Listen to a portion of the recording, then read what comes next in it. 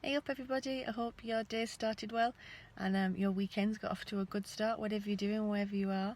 I'm just doing my usual Saturday morning, sat outside waiting for Amy, and just thought I would do a little check-in. I haven't spoken to you for a while, this time on how I've got my head around weighing stuff.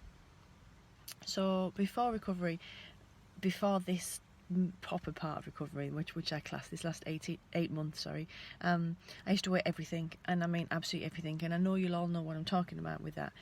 Every little tiny thing that was going to pass my plate or go into a cup got weighed and got measured. Measuring scales, measuring cups, jugs, the lot. I had the whole kit and caboodle. And it was something that I discovered quite early on when I started to really think about committing to recovery. So, January time this year, it was kind of the one behaviour that I figured was going to be the kind of the first hurdle for everything else. That if I could just start to get my head around and slowly start to break this behaviour, and that was going to open up a whole world of things, and it opened up things that I never even really thought that it would potentially open. Now, I've spoken before how absolutely in awe and envy I am of those of you out there that can go all in and just do everything in one great big shot. I think that's amazing, but it's never been something that I've been able to do. I tried it. It almost got to the stage where, for me, it was like this sort of almost an extra achievement, the fact, oh yeah, I'm doing it all, but actually I was doing nothing. So I decided to do a gradual and a phased exposure with the getting away from weighing and measuring stuff. Now, yet again, I've always been so fortunate to have an incredible care team, and also an incredible support network and family at home. My husband, I couldn't have done it without him, and I couldn't have done it without my nurses and the staff at day services. But the little things that I did do, the process I went through, you can do by yourself, as long as you always acknowledge that it is going to feel shit. You are going to feel dreadful, but you've just got to shout and scream and swear and stamp your feet.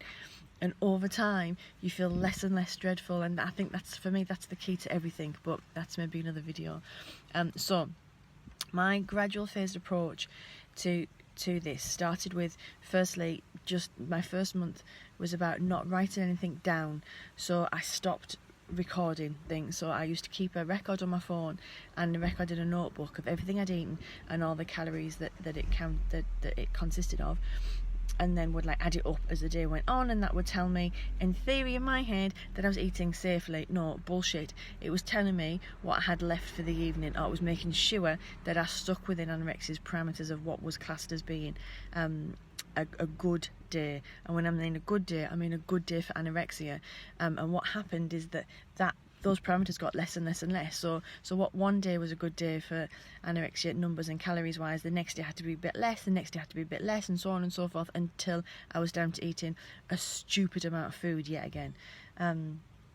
So what I did first and foremost is, month one, is I stopped recording, and I deleted all the apps and processes I had on my phone, and deleted all the lists I had on my phone, and stopped physically writing down the numbers of things and what I'd eaten that day.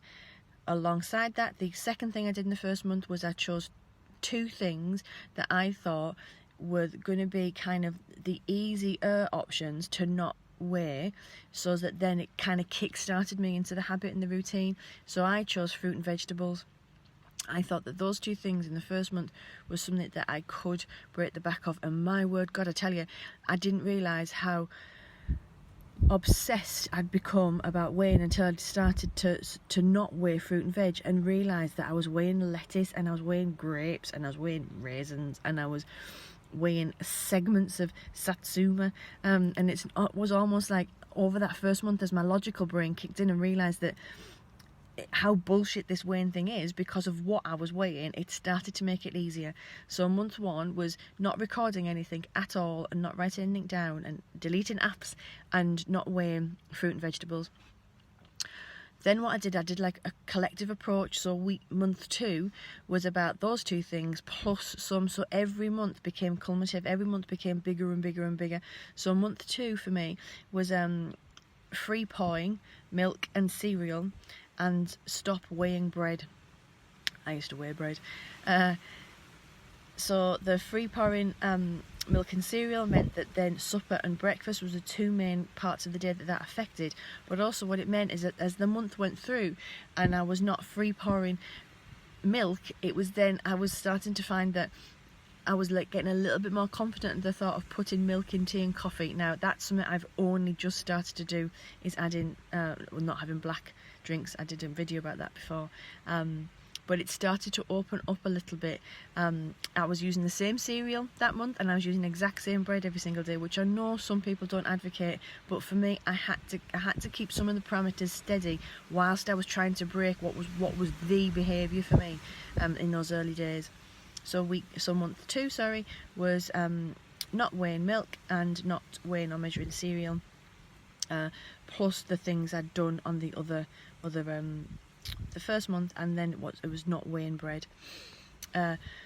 Month 3, I then started to expand, and I went into obviously the same things as the other 2 months, and then month 3 was about not weighing rice and pasta. So again, it was just I focused on another carb, because then that was going to open up areas that I could explore with in terms of different types of food, and then also obviously that was then opening up some areas I could do in terms of eating out and social eating.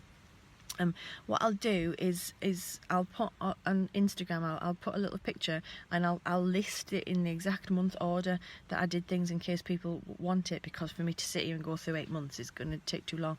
But basically that gradual approach, what it did, it just allowed my brain the time to deal with some fear foods as I was doing it, but start to see that actually each thing that I stopped weighing had a knock-on effect to other things, so that it then suddenly, like, sandwiches became quicker to make because I wasn't weighing things, and then that was opening up an extra little bit of time in the morning, which meant that me and Amy could actually go to school, and I could take her to school, and it wasn't going to be all rush panic on the morning. So there was a knock-on effect with this, but it was the one main behaviour that I had to crack, was not weighing and measuring stuff. So I suppose in this video I took a gradual approach. I chose some challenges to work on every month. There was other challenges going on at the same time, but cracking this was the most important. And I reckon I stopped weighing and measuring anything, I think, at about month 6, maybe 7. So currently I'm in month 9, so we're only talking 2 months ago. So 8 weeks ago I actually stopped weighing and measuring anything, apart from obviously if I'm baking, which makes sense. But yeah, but I did it gradual.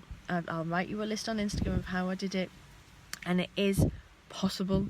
Again, that's the thing I just keep saying, it is 100% possible, but you have to commit, and you have to acknowledge it is gonna feel shitty. You are gonna be stamping your feet and screaming and shouting and swearing, and the urge to get those scales out that damn drawer is gonna be horrendous. So if you can, ditch the scales, ditch the measuring cups. If you can't, because you've got the people in the house that use them, put them up high. I'm a short ass, I'm only 5'3".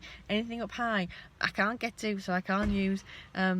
Do something, get some support from someone, so that they're just not available. And I did it gradual, bit by bit.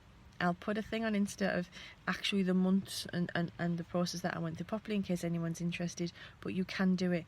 Please try. Honest, it was the behaviour that really kick-started me to be able to explore and then do other behaviours. I'll do food hierarchy video at some point, because that, again, I know a lot of people don't like that, but for me it made bits and pieces of sense. But please, maybe this month, September, starts tomorrow, why don't we make it a let's not waste stuff in autumn start of things. See you soon, everybody. Have fun. Bye.